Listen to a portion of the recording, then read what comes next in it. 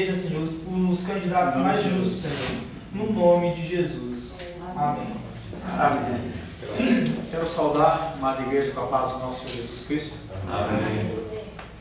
Saudar o nosso visitante. Qual é o seu nome, querido? Michael. Michael. Nome chique. Glória a Deus, seja bem-vindo, meu querido. Em nome de Jesus. Antecipadamente, já peço desculpas para você, porque hoje pela manhã eu orei e pedi para o Senhor me dar bastante paixão na exposição. E eu sinto meu coração bem ardido, entendeu? Então, você prepara suas costas aí, porque a coisa não deve ser fácil hoje não, hein? Pelo menos eu já estou sentindo aqui. Glória a Deus. Tá? Nós vamos tratar nesse primeiro período sobre o ser de Deus e seus atributos. Temos falado ao redor dos encontros, dos meses, sobre a importância de nós conhecermos a Deus. Nós, com Jó, nós confessamos um Deus que nós não conhecemos. Um Deus que é um Deus vovô, que faz o que a gente quer, um Deus Papai Noel, que está aqui simplesmente para satisfazer meu desejo e minha vontade. Um Deus que não tem nada a ver com o Deus das Escrituras. E conforme a gente vai estudando, conforme a gente vai lendo, conforme a gente vai meditando, a gente vai vendo como nós estamos fora desse padrão de cristianismo, ou desse Deus que a gente diz que confessa, e que na verdade não é esse Deus que está nas Escrituras. As igrejas hoje padecem por não conhecer Deus. Os casais hoje padecem porque não se conhecem. Ou não conhecem a vontade de Deus para o casamento, e as pessoas padecem e sofrem. E há necessidade de conhecer Deus. Por isso, nós estamos já há alguns meses estudando sobre o ser de Deus. Vai ainda mais um tanto aí.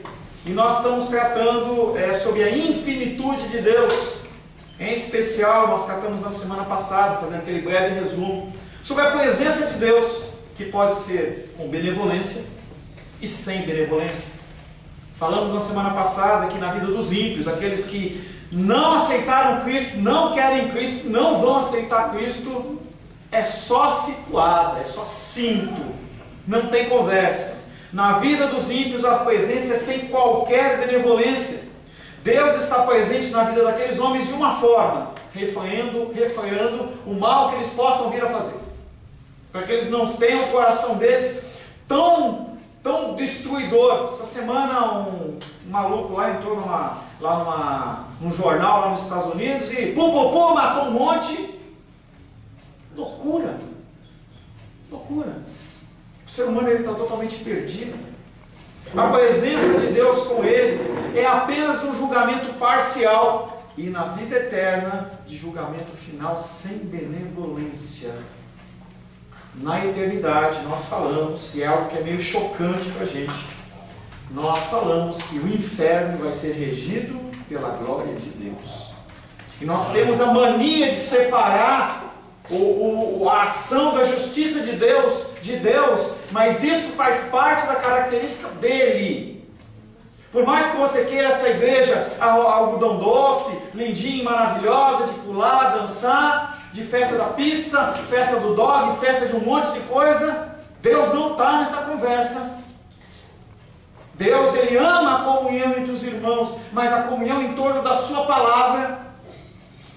Ele não morreu na cruz do Calvário para você fazer festa da pizza, nem fazer lutinha dentro da igreja, para você ficar inventando moda, para a gente ficar inventando moda. Não precisa inventar moda. Aqueles que são dele vão ouvir o Evangelho. Aqueles que não são, você pode fazer o que você quiser, se vestir de palhaço, de bozo, colocar lâmpada, o que você quiser, aquela pessoa não vai perdurar. Não adianta. Por mais que você queira se esforçar, isso não funciona. A vida daqueles que não têm Deus é sem benevolência. Eles não querem e não vão aceitar. A presença de Deus no inferno vai ser uma presença da ira dele, e vai ser eterna. Não vai ter festa da pizza, não vai parar depois de 2 eternidades, vai ser para sempre. E na vida daqueles que são salvos? Nós temos o grupo dos redimidos e o grupo dos não redimidos, aqueles que ainda não aceitaram o Senhor, mas em algum momento eles vão aceitar.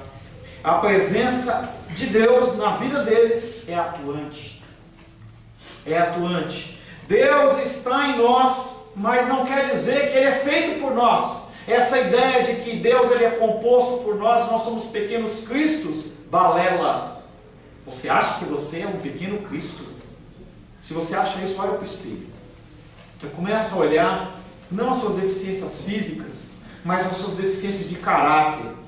Brincava hoje de manhã com a Edilene, me permito usar o exemplo que eu dei com ela. Ela pediu para pegar a cesta básica lá. Será que no dia do juízo, Deus, Jesus Cristo, ele vai olhar para mim e para você e vai falar assim: eu estava com fome, não deixes de comer? Porque nós temos 2 cestas básicas ali, e mais uma bênção que a irmã dos Reis trouxe. E o resto? Onde está a benevolência nossa em relação ao próximo? Porque é nesses aspectos que você mostra que você é cristão. Não é tanto aqui. Ah, tá aqui é fácil. Tá aqui é fácil. Mas você se despender das coisas que são suas é outra coisa. Mas Deus está conosco. Aleluia. A providência dele atinge todas as criaturas, inclusive os ímpios, mas de uma maneira diferente. Eu posso falar para os irmãos ou para as irmãs aqui: olha, eu amo vocês, mas você pode ter certeza que eu amo a Diene de uma forma e eu amo a minha esposa de outra forma. O amor é diferente. É como você imaginar que o sol está aquecendo a terra e ele aquece todo mundo. É como você imaginar que o Senhor ele permite que todos tenham acesso à água, todos tenham acesso ao ar. Isso chama-se graça comum. Não quer dizer que ele está agindo na vida do ímpio. Ele só age na vida do ímpio no sentido de minimizar a malignidade dele. Mas sobre nós, não. Sobre nós ele age de uma maneira diferente. E nós começamos na semana passada citando sobre a bênção da salvação. E não é para todos. Por mais que você queira que seja para todos, por mais que eu deseje que seja para todos, não é para todos. Não é para todos. Porque eu fico imaginando, se Jesus Cristo morreu por todos, e o cara fala: eu não quero Cristo, quer dizer que ele vai para o inferno sem pecado? Não funciona isso. É muito complicado para nós aceitarmos. Nós começamos um pequeno debate na semana passada, em que nós não entendemos e não aceitamos, mas é o que acontece. Há pessoas que não querem e não vão aceitar Cristo, que não há nada que você possa fazer, mas aqueles que são dele, ele alcança. Jesus Cristo falou várias vezes no Evangelho de João: aqueles que o Pai me der, eu de maneira nenhuma lanço fora. E uma das orações, uma das partes de oração do irmão Cláudio é essa: não nos lance fora da tua presença. Falando a frase de Moisés lá no Egito, lá no deserto: não nos lance fora. Se a sua presença não for conosco, o que nós vamos? Glória a Deus.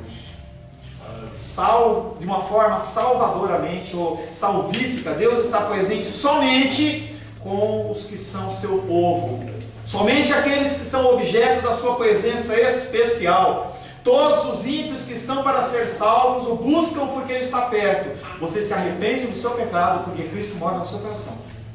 Ponto. Não há possibilidade de você se arrepender de algo se Cristo não estiver no seu coração. Hoje pela manhã recebi uma ligação de uma pessoa e eu pensei assim, a pessoa confessou um pecado para mim, eu falei assim: só está confessando porque tem Cristo no coração, porque senão não confessava. É assim, é dessa forma. Todos os ímpios que estão para ser salvos o buscam porque ele está perto. E aí você fala com a pessoa está sedenta. Ela está sedenta, ela ouve a voz de Cristo, ela ouve a voz do bom pastor, ela quer seguir. Ela não sabe o que é. Pode ser que ela vá para as drogas, pode ser que ela vá para o álcool, pode ser que ela vá para uma religião maligna, mas ela está procurando Deus, porque ela quer ouvir. Ela quer ouvir. E nós continuamos com as nossas bocas fechadas, porque a gente guarda a nossa salvação dentro do nosso coração como um grande, precioso diamante que não pode ser exposto para ninguém, como se houvesse alguma possibilidade de alguém tirar aquilo que o próprio Deus te deu. Não tem como. Não tem como. E a gente fica querendo zelar pelas nossas amizades, a gente fica zelar pelos nossos, pela comunhão social, por uma coisa ou outra, e a gente não se posiciona. E as pessoas elas não ouvem e continuam perdidas. Por sua graça especial, ele está presente com os eleitos, regenerando-os e dando vida, você estava morto e o Senhor te resgatou, te renovou. E você pode ouvir a voz dele. Um dia desses aí a gente levou aqui para fazer uma lavagem de ouvido. De vez em quando você faz aquelas lavagens que você não está ouvindo nada. Foi isso que ele fez com você. Espiritualmente ele limpou o teu ouvido para você poder ouvir. Para você poder ouvir. Santificadamente. O Senhor ele nos salva e nos santifica, porque nós não queremos santificação. A gente quer continuar sendo igual aos outros. Seja na vestimenta. É só você olhar nas igrejas. Entendeu? Tem umas igrejas lá que todos os pastores falam com a mesma voz. Ou então a igreja fala assim: olha, aqui tem o ex-pai de santo. Para que ele está fazendo essa propaganda? Porque alguém fala assim: olha, eu sou o pai de santo, ele também, então vou encontrar alguém igual. Como se a igreja fosse feita de pessoas iguais. Nós somos diferentes. E não há problema nenhum em você adorar a Deus de uma maneira diferente, porque Deus não fez uma fábrica como tem fábrica de Coca-Cola. Você é diferente. Você adora ao Senhor sentado, outro adora ajoelhado, outro levanta as mãos, e está tudo bem. Não tem essa norma, essa regra que tem que ser tudo igualzinho. Olha, todo mundo tem que usar véuzinho, todo mundo tem que usar terninho, todo mundo... Não tem isso. Isso é o de menos, é o mais e menos importante. Mas o que é importante, a gente tem dificuldade em abrir mão das coisas que são comuns a nós e à sociedade. E nós temos, por exemplo, o contexto do aborto, que está aí na mídia. Há uns 10 dias atrás, foi a irmã Gilene, a irmã Melissa. A Melissa foi também, não foi? Do aborto? Não. A irmã Gilene, a irmã Cláudia, mais não sei quem. Nós temos medo de nos manifestar. E nós temos que fazer a nossa parte. Mas nessas dificuldades, o Senhor ele nos santifica. Ele vai nos mostrando o erro. Ele vai nos mostrando a falha. Pastor, agora, por exemplo, acho que no Salmo 91 e em outras partes da Bíblia fala das asas de Deus. Nessa questão das asas de Deus, as asas de Deus estão somente sobre os servos de Deus, ou também os ímpios também, Deus também coloca as asas dele, esse cuidado, entendeu? Eu acabei de falar, querida. O cuidado de Deus sobre os ímpios é apenas para que eles não façam mais mal do que eles podem fazer.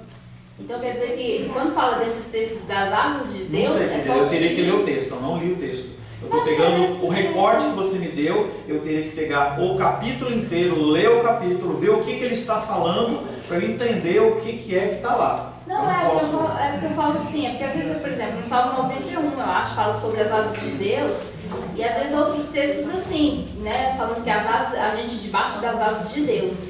E às vezes quando eu vejo esses textos, eu fico pensando, será que é só sobre os servos de Deus ou também os ímpios? Será que Deus ele morreu na cruz do Calvário só para os salvos, mas ele dá a bênção dele para todo mundo? É a mesma coisa que você fala assim: olha, o irmão Sebastião ele trabalha 8 horas por dia, 6 dias por semana, e aí chega no final do mês e ele ganha o salário dele lá.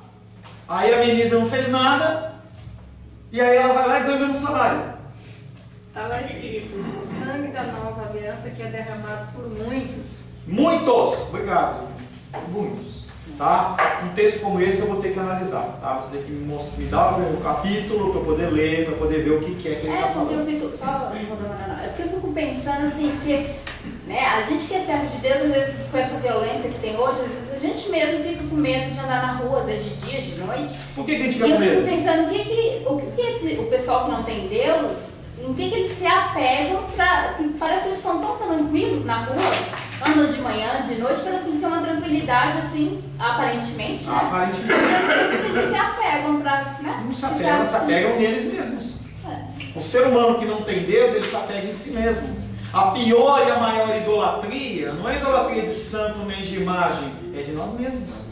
É de você achar que eu mereço, é eu. É aquela cultura do Gerson, aquele jogador de futebol, eu tenho que levar vantagem em tudo, certo? Em que os outros que se lasquem, eu tenho que ser eu primeiro. Sempre eu primeiro. A gente viu bastante isso na greve dos combustíveis.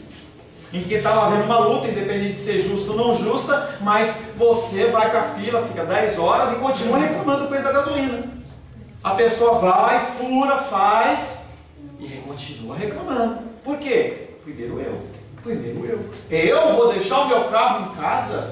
Para eu ir de ônibus para o trabalho, nunca eu vou passar a pagar 5, 6 reais a gasolina. Bom, voltando. Pastor, só Vai. pegando o gancho da Denise, tanto o ímpio como o servo, todos têm o direito ao café, ao almoço, à janta, Amém. à família, ao aluguel, ao salário. Mas a diferença é, lá em João 3, a isto Jesus respondeu: em verdade te digo, que se alguém não nascer de novo, não pode ver o reino de Deus. Essa é a diferença. Ele tem todo o alimento, trabalho, alimentação, tudo. Que foi o exemplo que eu dei quando eu falo do sol. O sol ele aquece a tudo. Mas será que vai ver o reino de Deus? Não vai ver. Aí que está a diferença do sangue derramado por mundo. Oh! Porque nem porque se fosse, eu mesmo questionei no ano passado. Porque que é daquele jeito para onde não é. Mas está escrita por muitos e não por todos. Porque Não é só uma passagem, você sabe o que acontece? A gente passa por cima, porque a gente não quer ver. Só defendendo aqui o Gerson, que ele ficou muito traumatizado até hoje. Ele já morreu, não sei. Mas até pouco tempo ele estava muito indignado que pegaram essa expressão dele, quero levar vantagem em tudo. Ele estava se referindo a um lance que ocorreu na Copa. E aí tomaram essa lei com o nome dele e ele tem muito complexo disso. Por isso que a gente tem que tomar cuidado com o que a gente fala, em especial pessoas públicas. Você pode até cometer alguns erros de fala, eu não posso, eu estou aqui na frente de vocês. Dependendo do que eu falo, eu posso induzir vocês para o inferno. Lógico, eu tenho a soberania de Deus, mas eu induzo você com erro. Quanto mais pública a pessoa, mais ela tem que tomar cuidado com o que ela fala. Pega o Bolsonaro lá com aquelas frases dele lá, pega e distorce e ninguém está nem aí. Tá? Deixa eu voltar para cá. Tá? Deus está conosco de uma forma salvífica, Deus está conosco de uma forma na santificação, Deus está presente de modo maravilhoso, trazendo a restauração do seu povo, até que tudo se complete e prepare para a entrada na glória. O Senhor ele está comigo, está com você até o fim. Ele está nessa obra, Ele está nesse trabalho, e Ele vai continuar trabalhando na sua vida, dia após dia, após dia, após dia, após dia. Ele não para para o jogo, Ele não para para férias, Ele não para para nada. Ele continua trabalhando na minha vida e na sua vida. Aleluia. E Ele também trabalha na nossa vida de uma forma gloriosa. Quando todo o seu povo estiver completamente redimido, vai haver um tempo em que todo o povo dele vai estar completamente redimido. É aquela cena das viúvas em que as vão, estou sem óleo, me empresta o seu óleo. Não posso emprestar o óleo não, porque não fico sem, vai lá comprar. Quando voltou, já era. Enquanto você fica, enquanto eu fico, enquanto nós ficamos nos deliciando nos nossos prazeres da nossa vida, fazendo as coisas que a gente acha legal, a porta vai fechando. Mas vai dar tempo. Uma hora não vai dar tempo. E aí não adianta, não tem mais nada para fazer. Ontem eu estava dando aula aí em Planaltina e o polo está com algumas dificuldades de pessoas, né? O polo está quase fechando. E eu, na semana passada, no último encontro com eles, há 15 dias atrás, eu falei com eles assim, vocês gostam deste polo? Amém, pastor. Vocês têm sido abençoados por esse polo? Amém, pastor. Vocês têm orado para que esse polo não feche? Abaixaram a cabeça. Falei, olha, ore. Separa um dia, fica aqui mais 10 minutos depois da aula. E orem para que isso avance, para que isso mude. Fui dar aula ontem. Eu estava atacado ontem, catei eles. Falei assim, oraram, tinha 3 homens ainda, aí que a coisa pega. Falei, e aí? Oraram? Não, pastor. Eu falei assim, vocês vão esperar o quê? E aí eu gastei uns 10 minutos lavando eles. Fui embora e eles ficaram lá. Espero que tenham orado. O que você está esperando para mudar? O que você está esperando para fazer algo que faça a diferença? Não o que você está querendo fazer, mas o que Deus comissiona. E aí você tem que demandar tempo de oração, de busca da vontade dEle. Não é você fazer o que você quer, é você fazer o que Ele quer. A menos que Ele não seja o seu Senhor. Aí você pode fazer o que você quiser. Se Ele não é o seu Senhor, toca a sua vida. Faz o que você quer. aí a sua presença será percebida de modo ímpar, como em nenhuma outra época, pois agora o seu povo está preparado para poder vê-lo como ele realmente é. O seu povo estará adaptado para uma comunhão absolutamente plena, pela simples razão de que esse povo estará preparado para a sua presença, coisa que não acontece nesse momento. Eu não estou pronto, você não está pronto. E aí as pessoas elas ficam com aquela ideia assim, olha, Deus, a presença do Senhor está aqui. Não está. De uma forma de manifestação, não está. Se a manifestação de Deus ocorrer agora aqui, vai ficar um monte de carvãozinho. Sobra um. Não tem essa, gente. Nós não temos noção do que nós falamos, do que nós cantamos. Por isso que é muito legal o Inário. Que são músicas que o cara não criou na roda de uma fogueira num violão. O cara montou um hino desse dentro da prisão, em sofrimento. É diferente. É diferente dessas músicas humanistas. Me ama, me ama, me ama, quero que valorize o que você tem. Valorize o quê? Valorize o quê? O que você é perante Deus? O que será que você tem a oferecer? E quando eu estiver acabando, eu vou falar algumas coisas bem fortes para você estar meditando. Em todos os lugares, contudo, Deus está inteiramente presente com a infinidade do seu ser em toda a sua criação. Ele é glorioso. Se você olhou para os céus, eu gosto muito das postagens que a Melísia faz, porque ela fala assim, olha que céu, que dia maravilhoso. Ela consegue reconhecer a glória de Deus no céu. E a gente acorda com aquela cara de bravo, de invocado. Quantas pessoas padecendo, quantas pessoas com dificuldade. Qual a relação dessa infinidade de Deus com os seus atributos? É toda. Os atributos dele não se separam. Todos eles funcionam de maneira que nem uma correia dentada. Quem não conhece carro, para as mulheres em especial, eu vou explicar. Tem uma peça que chama correia dentada. Ela custa, sei lá, R$50. E a cada 50 mil quilômetros, 100 mil, sei lá quantos mil quilômetros, precisa ser trocada. E se por um acaso você deixar ela continuar trabalhando, aqueles dentes, eles quebram. E quebrando aquele dente, o que vai acontecer? Os pistões que estão lá no motor fazendo assim, eles, era para descer, ele sobe. E o outro sobe também. Estoura tudo. É uma despesa de 4, 5 mil reais. O que você está esperando? Quebrar o dente da tua correia dentada? Para você fazer algo? Para você se posicionar? Em relação a Deus, Ele continua agindo do mesmo jeito, da mesma forma, Ele não muda. Quem tem que mudar somos nós. Esses atributos dele são atributos que um completa o outro. Como a correia dentada faz o motor funcionar em sincronia, os atributos de Deus também funcionam todos eles de uma maneira perfeita. A infinidade de Deus manifestada na sua eternidade e na sua imensidão, onipresença, está relacionada intimamente com todas as outras perfeições divinas, porque todas elas são a essência de Deus. Sua infinidade está relacionada primeiramente com a sua sabedoria. Jó, capítulo 11, versos 7, 8 e 9. Alguém abra, por gentileza.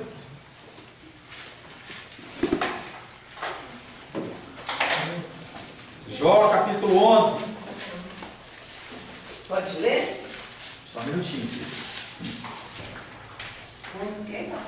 Jó, capítulo 11, versos 7, 8 e 9. Cadê a Bíblia dos meninos ali atrás? Pois é. Oh! Pode ler. Porventura, desvendarás os arcanos de Deus, ou penetrarás até a perfeição do Todo-Poderoso? Como as alturas dos céus é a sua sabedoria. Que poderás fazer? Mais profunda é ela do que o abismo. Que poderás saber? A sua medida é mais longa do que a terra e mais larga do que o mar. A sabedoria dele tem relação com a infinitude dele, porque a sabedoria de Deus é infinita, não pode ser mensurada. Também está relacionada com o seu poder. Aproveita que você está em Jó, Edilene. Jó 5:9. Nicolas, abre para mim Salmo 147:5, por favor.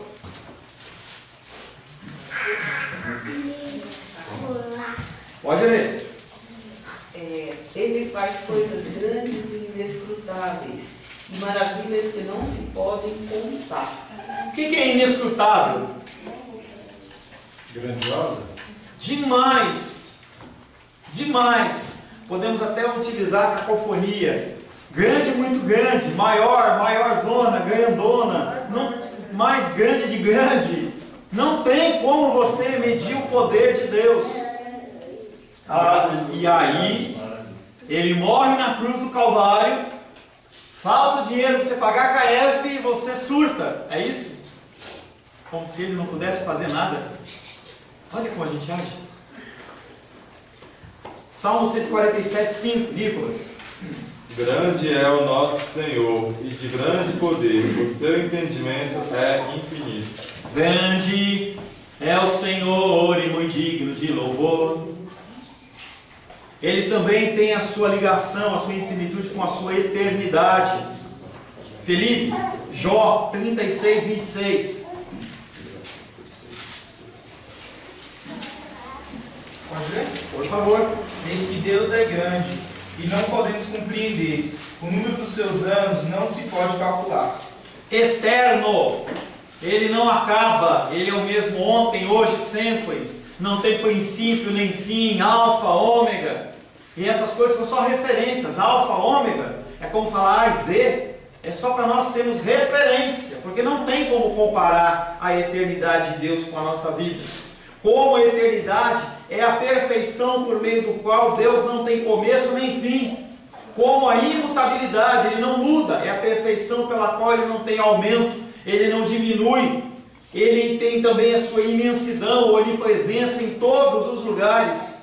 Como ele está presente em todo o tempo, também está acima do tempo. Assim como ele está em todos os lugares, todavia está acima e além da limitação espacial. Ele está em todo lugar. Quando você faz o que você faz, quando você age como você age, quando você pensa como você pensa, ali ele está. Ali ele está. Quando você está fazendo coisas que são fora e aberração, ele está lá. O homem que vai na casa de prostituição, ele está lá. O cara que está assaltando, ele está lá. O cara que rouba o chiclete, ele está lá. Tá vendo? A pessoa que rouba, que cola na prova, ele está lá. Ele está lá.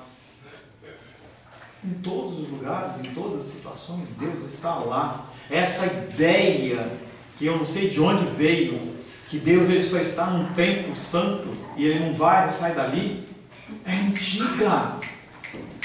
O povo de Israel achava que Deus só podia agir dentro do templo. Afinal de contas, nós construímos essa casa, é para você ficar no seu cercadinho. E aí chegou uma hora que Deus, lá em Ezequiel 47 mais ou menos, ele vai embora. Eu não consigo ver essa cena, né? Ele sentou em cima do querubim e ele foi embora, passou pelos montes de Jerusalém e foi embora.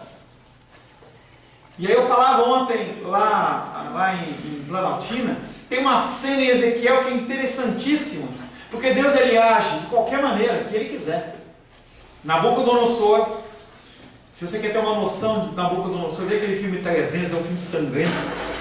Mostra a figura do Nabucodonosor vindo com aquele exército tremendo, e ele para numa encruzilhada. À direita, Jerusalém. À esquerda, uma outra cidade maligna lá. Para onde nós vamos? Onde nós vamos conquistar? O que nós vamos destruir agora? Aí o que ele fala? Faz o seguinte, traz um porco aí. Pega o porco, mata ele, arranca as vísceras dele, aquelas melecas tudo lá dentro, e aí chama o feiticeiro lê, e Deus fala através do feiticeiro. E Ezequiel vai lá e fala pro povo, Deus falou, e os caras falam, você está louco? Deus fala, ele faz como ele quiser. Ele não está preocupado com o seu entendimento, com a sua vontade, com o seu querer, que os planos dele se cumprem. Pode ser mais dor ou menos dor. Algo que não está na Bíblia, mas que é muito verdade nas nossas vidas. Quem não vê pelo amor, vem pela dor. Se você é de Deus, você vai ver. Lembra? Eu gosto sempre de usar eu usei uma vez essa expressão, o Sebastião gostou, eu uso sempre. É a história do peixe. Você pesca o peixe e o peixe vai para um lado, e ele vai para o outro, e ele afunda, e ele pula, quando ele cansa, ele vem de lado. Não tem o que fazer. A graça do Senhor é irresistível. E ela nos traz para perto dele. Amém. A aplicação, primeiramente para os incrédulos. Quão terrível é para os ímpios saber que não podem ocultar nada de Deus, que tudo está visível aos seus olhos, porque Ele está presente em toda parte. Quão tolo é pensar que os homens podem fugir da presença deles. Apocalipse diz que as pessoas querem fugir da morte, a ação do juízo de Deus e a morte que foge deles. Quando os homens entram nos seus lugares mais secretos, o meu coraçãozinho, o seu coraçãozinho, quando apaga a luz, quando você fica sozinho com o seu celular, seu laptop, sua televisão, Deus está ali no nosso meio.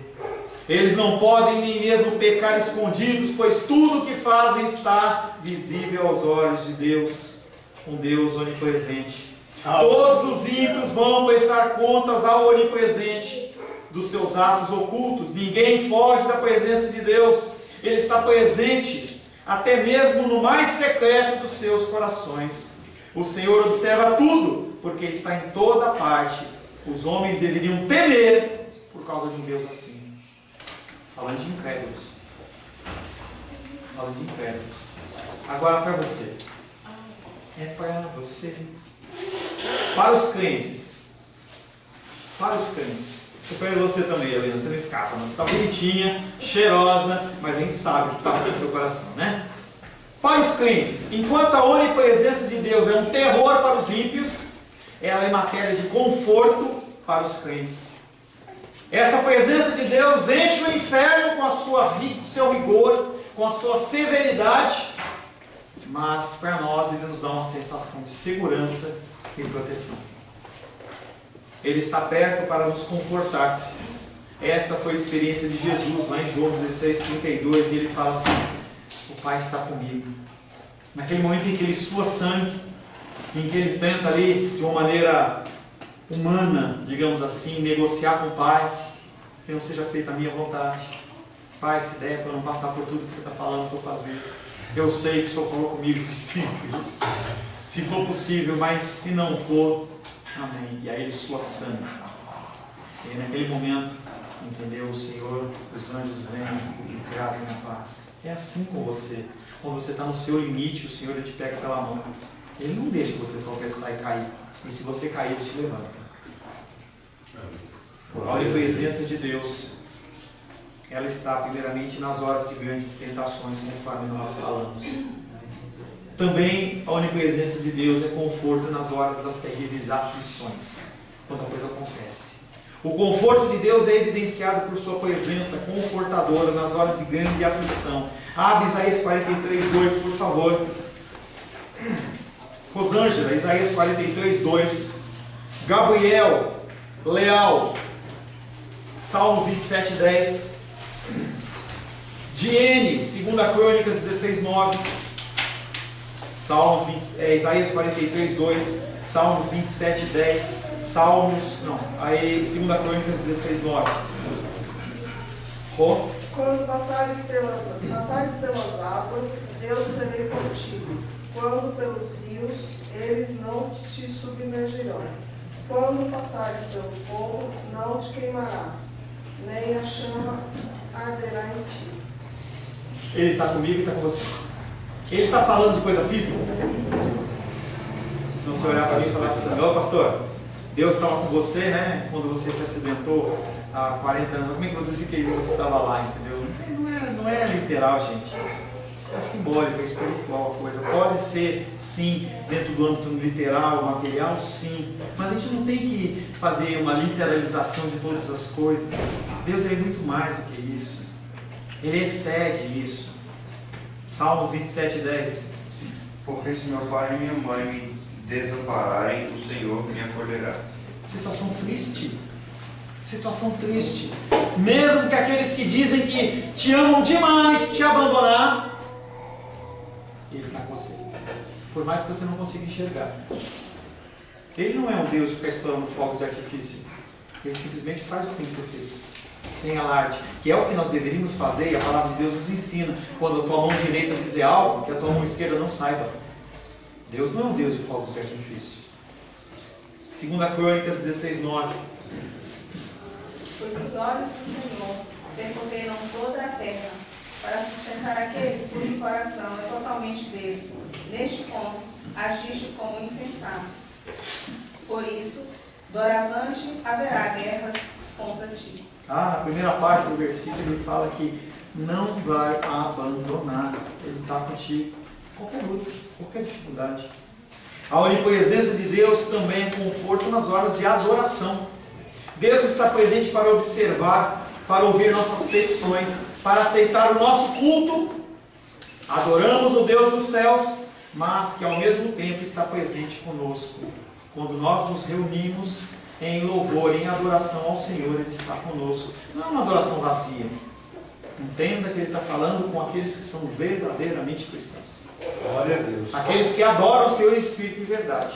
Se você também for lá em Ezequiel, em outras passagens, vai falar assim: eu tenho nojo da tua festa. Eu tenho nojo do culto. Quem falou para você pisar na minha casa? Vai em Ezequiel. Eu não aguento, vocês fazem essas festas, fazem essas celebrações, eu não estou aí. Vocês estão matando bicho, eu tenho nojo desse cheiro. Porque não eram pessoas convertidas no coração. A sua adoração, ela é muito mais do que você entoar louvores. Aleluia. A tua adoração é o que você trouxe durante toda a semana. Aleluia. Do domingo até o dia de hoje, é o que você vai apresentar a Deus. Não é uma prova de faculdade ou de escola em que a pessoa estuda 5 minutos antes, agora eu vou para a casa de Deus. E o resto do tempo? É aquilo que eu falo para vocês em relação a essas datas comemorativas. Tem o dia dos namorados, tem o dia da mãe. O que você fez nos outros dias? É verdade. Não adianta você vir para a casa de Deus com o teu coração em outro lugar. Fica em casa dormindo. Pô, pastor, você está falando para eu não vim? Estou falando, não venha, fica em casa. Pelo menos você dorme. Entendeu? Quer dormir? Dorme lá, não dorme aqui. Dorme lá, pelo menos é quentinho. Gente, a gente tem um dia de culto por semana. 2 horários, de manhã e à noite. E nós temos um culto de oração, que algumas irmãs têm vindo. Vamos dizer que a gente está separando 3, 4 horas por semana. Será que você não pode fazer isso de uma maneira intensa? Não é para mim, é para Deus. Aleluia. E aí a pessoa não vem no dominical, passa o dia, vê o futebol, vai lá, não tem problema nenhum, vê o futebol, aí vai ver o Faustão, vai ver não sei o que, as pegadinhas, dos caras tripudiando com os outros. Você vem com o coração cheio de tranqueira para adorar a Deus e quer que Ele haja na sua vida. Eu não senti a presença de Deus nesse culto. É claro, você não estava aqui. O que você fez durante toda essa semana? Deus está presente nas nossas adorações. Isaías 57:15. Eu vou ler. Isaías 57:15.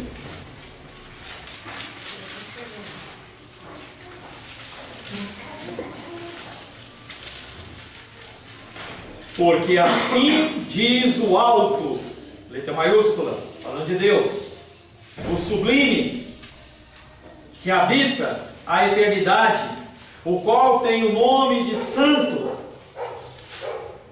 Habito no alto e santo lugar, mas habito também com o contrito e abatido de espírito, para vivificar o espírito dos abatidos e vivificar o coração dos contritos. Ele está falando com quem? Com ímpio? Nunca!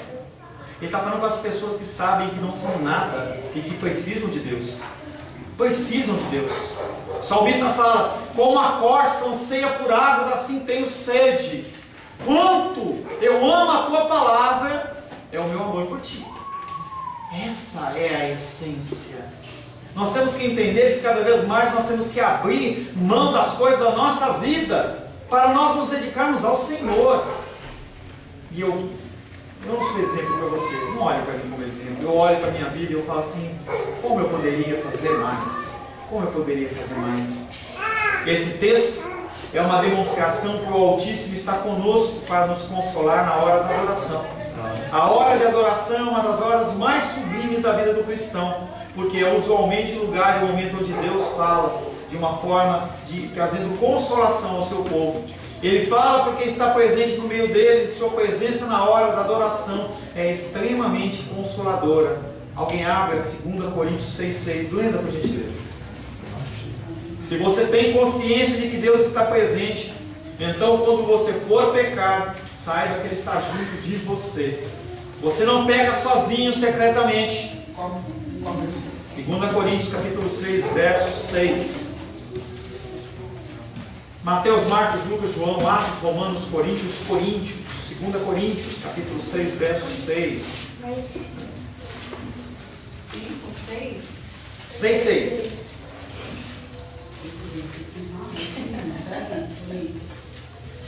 Pela pureza, pelo conhecimento, pela paciência, pela bondade, pelo Espírito Santo, pelo amor sem fingimento. Ele fala porque Ele está presente no meio das pessoas que são como essas. Nossa, você pegou da Diane, né? Tem uma versão diferente. Se você tem consciência de que Deus está presente, então quando você for pecar, e você vai pecar, saiba que Ele está junto de você. Você não peca sozinho secretamente. Quando você desafiar uma autoridade, quando você tentar burlar algum tipo de sistema, Deus está com você. Não aprovando o que você está fazendo, mas Ele está te vendo. Saiba que Ele se entristece pelos seus pecados. Da mesma maneira que nós, como pais, nos entristecemos quando nossos filhos agem de uma maneira errada. Da mesma maneira que nós nos entristecemos pela ação dos políticos, como eles estão fazendo com o nosso Brasil. Da mesma maneira que a gente se entristece quando a gente vê as pessoas elas utilizando os recursos do meio ambiente dessa maneira ridícula, sem nenhum tipo de temor nem tremor, em que está as pessoas passando sede, o cara está lavando calçado com água. Deus Ele se entristece conosco quando nós agimos dessa maneira. Portanto, que a onipresença de Deus seja um estímulo para a sua vida de santidade. Não fique com a ideia de Deus atrás de você com um porrete, e sim com um Deus que Ele quer o melhor para a minha vida e para a sua vida. Amém? Senhor, em nome de Jesus, queremos glorificar o Teu nome, porque Tu és bom e a Tua misericórdia dura para sempre. Sem a Tua ação, Pai, nós nada podemos fazer. Nós precisamos ouvir a Tua voz, precisamos que o Senhor fale conosco. Por isso, Pai querido, abrimos o nosso coração nesta manhã, para que o Senhor nos transforme à Tua imagem e à Tua semelhança, e que a cada dia que passa nós possamos deixar o velho homem e nos parecermos mais com a figura de Cristo, o Seu Filho amado. Te louvamos, Te adoramos e Te bendizemos em nome de Jesus. Amém.